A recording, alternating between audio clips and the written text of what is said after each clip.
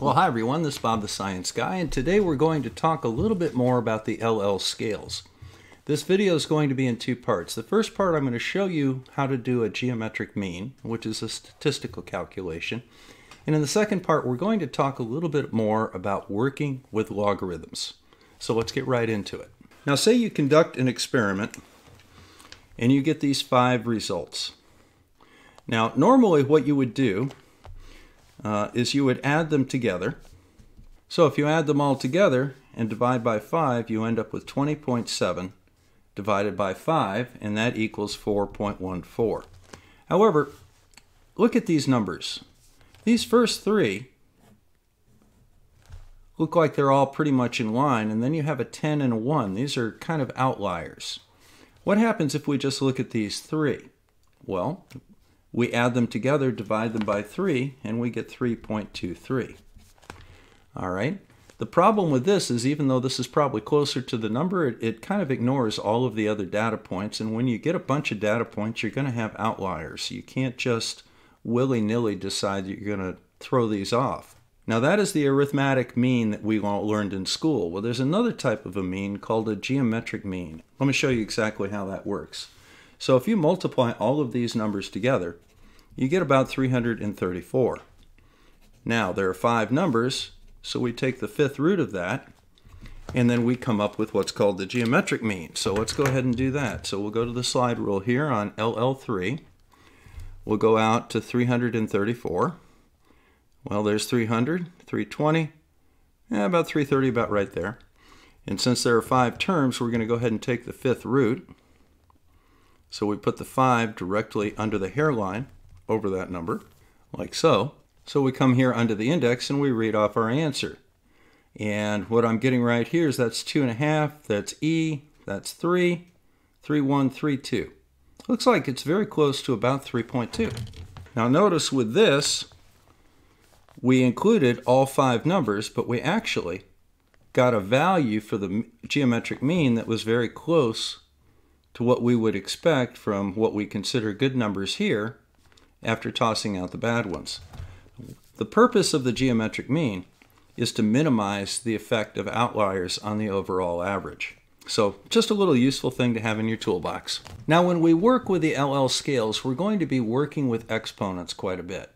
So it would be a good time right now to kind of review our understanding of exponents and the rules involving them. Let's go back to the kitchen table and let's just have a little math time for a moment. Now, an exponent is a number raised to a power. So for example, 10 raised to the 5th is 100,000. The log of that number, log base 10 of that number, which would be 10,000, or 100,000, excuse me, equals 5.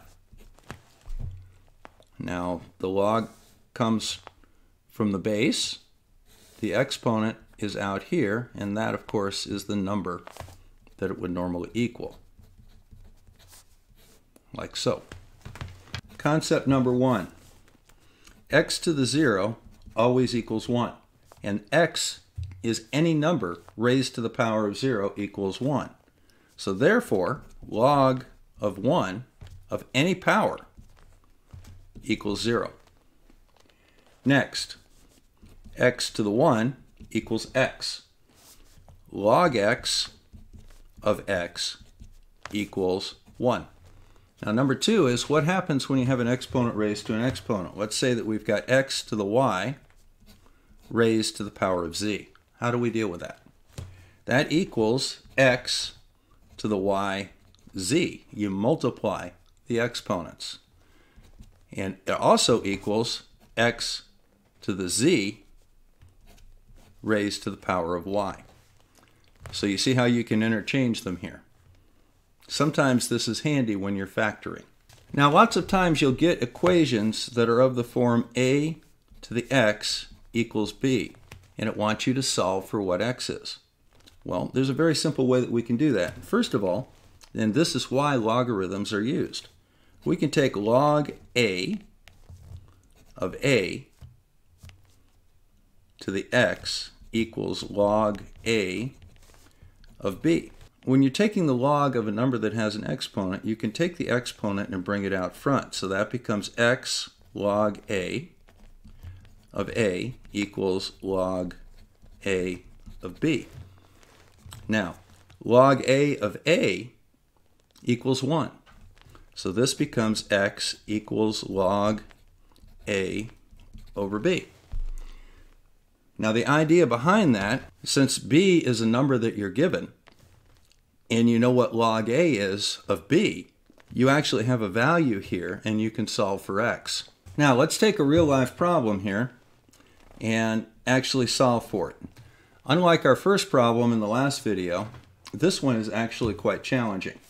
So let's take 1.03 times, or raised to the power of 4x, and say that equals 3. How are we going to solve this?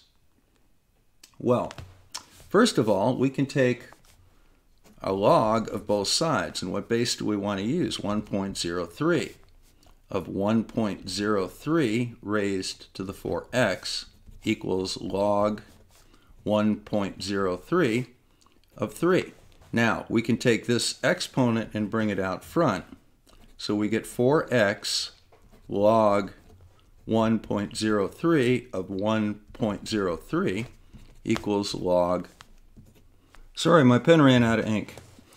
So we've got 4x log 1.03 of 1.03 equals log 1.03 of 3. Well, that becomes 1. So 4x equals log 1.03 of 3. Now, we can actually solve for this. So what we do is we come out here and we find 1.03 right down here. So we go ahead and we put our hairline on that and we bring out our index right over it. 3 is right here.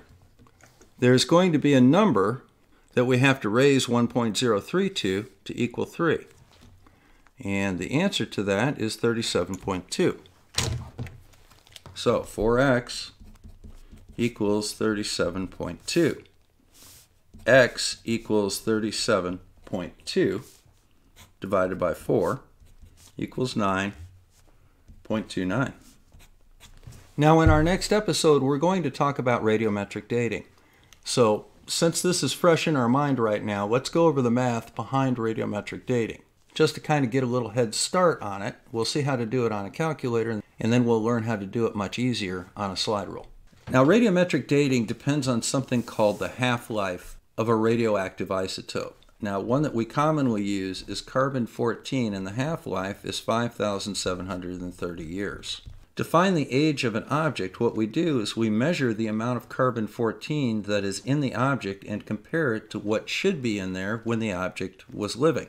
And then we apply the radiometric decay formula, which is E raised to the power of negative c, which is a constant, times time. And that will equal the amount of carbon-14 left in the sample based on how much time we had.